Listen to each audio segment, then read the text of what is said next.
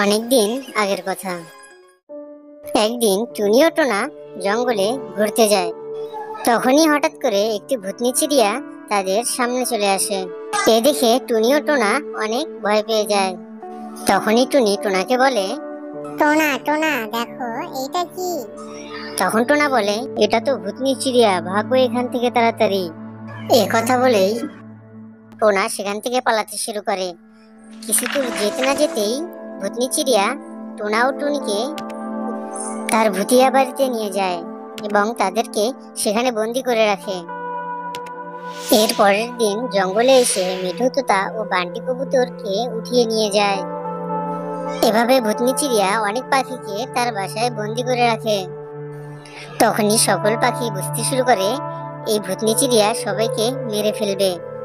তখন সেখানে ডাকু রাক্ষস চলে আসে এবং ভূতনি চিড়িয়াকে বলতে থাকে, এই ভূতনি চিড়িয়া, এদেরকে তুই এখানে বন্দি করে রেখেছিস কেন? তখনই ভূতনি চিড়িয়া বলে, আমি এসব পাখিদেরকে মেরে ফেলবো। মূর্খ চিড়িয়া, এসব পাখি তোর কি ক্ষতি করেছে? এদের মধ্যে কেউ একজন আমার স্বামীকে বন্দি করে রেখেছে, এই জন্য আমি এদের সবাইকে মেরে ফেলবো। আরে বোকা চিড়িয়া, তুই যদি এদেরকে মেরে ফেলিস তাহলে বুঝবি কিভাবে তোর স্বামীকে কে বন্দি করে রেখেছে? আমি কিছুই জানি না, এসব চিড়িয়াদেরকে মেরে ফেলেই আমার শান্তি অনুভব হবে। চুপ কর ভুতিয়া চিড়িয়া, আমি তোর স্বামীকে খুঁজে এনে দিচ্ছি।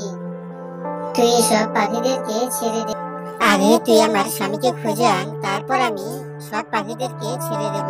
এটা যদি তোর ইচ্ছে হয় তাহলে ঠিক আছে, আমি তোর স্বামীকে খুঁজে নিয়ে আসছি। যতক্ষণ না আসছি ততক্ষণ এসব চিড়িয়াদের তুই কিছুই করবি না।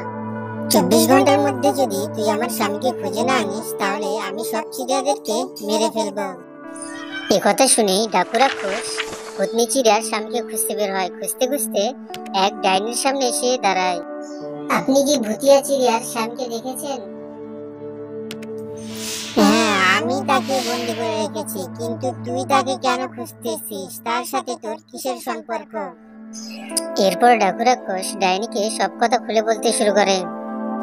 ডাইনি সবকিছু শোনার পর বলে, ঠিক আছে, তাহলে তুমি তাকে নিয়ে যাও জঙ্গলের বাইরে পুরনো বাড়িতে। আমি তাকে বন্দি করে রেখেছি, সেখানে সে বন্দি আছে। তখনই ডাকু রাক্ষস সেখানে চলে আসে এবং ভুতিয়া চিড়িয়ার স্বামীকে সেখান থেকে নিয়ে যায়। এটা দেখে ভুতিয়া চিড়িয়া অনেক খুশি হয়ে যায় এবং সকল পাখিকে মুক্ত করে দেয়।